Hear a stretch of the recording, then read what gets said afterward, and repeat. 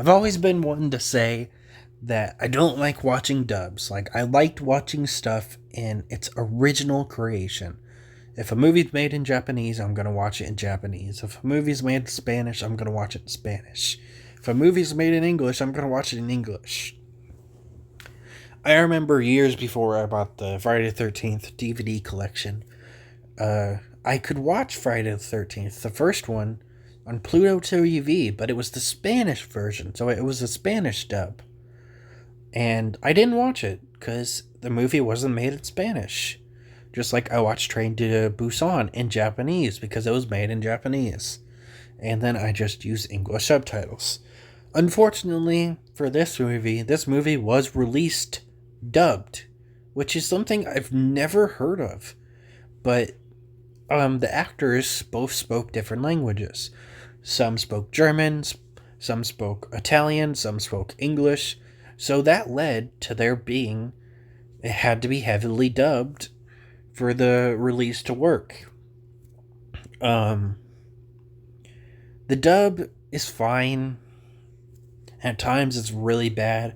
At other times you don't really notice it. So it's still a great movie nonetheless. The first kill of the movie's fucking awesome. This girl getting the shit stabbed out of her. She gets her heart stabbed, and then she's left hanging after falling through a glass panel. It's just awesome. Unfortunately, her friend dies too when the glass falls.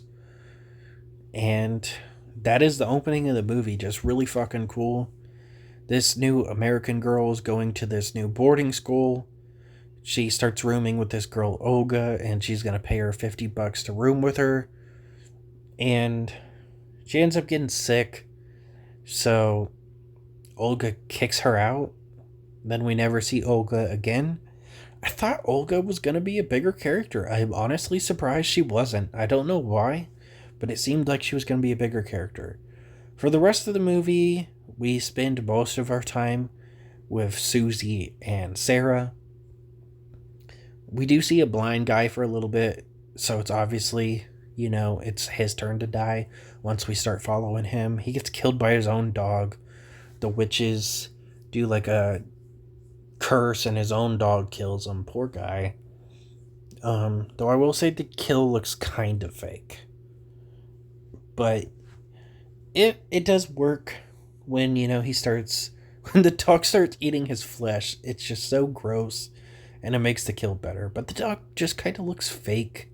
And it doesn't really look like he's biting him. I didn't expect him to actually kill somebody on set. But this movie has great kills, and that one just doesn't look as good. It's it's disappointing, but it doesn't ruin the movie or anything. I do want to mention, though it's not a fault of the movie itself, I'm a big fan of James A. Janice and his Kill Count channel because I love horror movies and he covers horror movies. And he might have changed his opinion later, but he doesn't understand stuff that Sarah does in the movie. Like, he talks about how Sarah's telling her about these notes on stuff she did with Pat, and he doesn't understand that. I thought the movie explained it pretty well, so I thought that was weird. But to the actual movie itself, it's pretty easy to follow, at least in my opinion. Like, I'm very confused at times with movies. Like, I loved Donnie Darko, but I was a bit confused by the ending and not really knowing what it was going for. I still loved the movie nonetheless, but with this movie, it was pretty easy to follow. It's pretty obvious that it was a witch movie, though. Like, I don't know why they took so long to say the word witches, but pretty obvious that it was a witch movie. We get to the end, and because honestly, this movie goes by pretty fast, so there isn't that much to talk about, in my opinion, at least.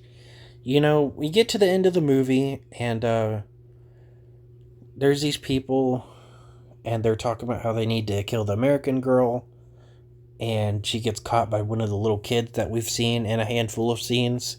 So she has to take off, and she goes to hide in a room, and it has the dreaded Helena Marcos in it. Well, we've heard about a few times.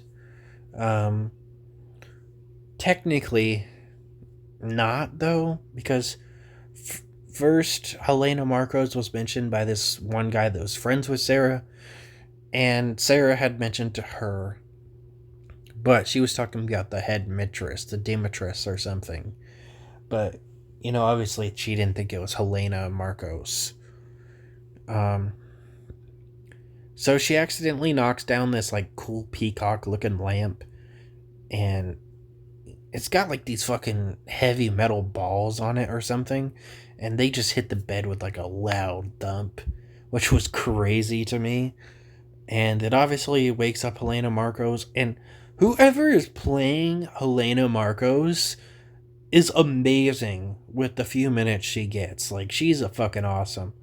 I'll definitely add her to the horror Royal Rumble when I do one of those. Because she's just fucking awesome. But she only gets a few minutes. She tries to trick the girl by scaring her with her dead friend Sarah, but it doesn't work because she realizes that it's just kind of like a hallucination, and she stabs Helena in the neck and kills her. Now, I did think the ending was a bit confusing. Like, I was able to follow the movie throughout it pretty well, but I guess killing the head witch kills all the other witches? I don't really understand how that works, because suddenly, now, all the other witches are on the ground covered in blood and dying, and then, like, one window explodes with fire. Is that all the budget could afford? Or is that just the only ones that are, like, it's only the witches that are gonna get killed? And then the movie just kind of ends. Kind of an anticlimactic ending. Still a really good movie, though. It got a remake in 2018. And, I don't know if I'm going to watch it just yet. Because, like I had said in some previous reviews, as of right now, I just want to watch a bunch of horror movies. And I didn't look up if it is on anything that I have yet, so yeah, Suspiria is a pretty good movie. It came out in 1977, and it still holds up pretty well, and I liked it.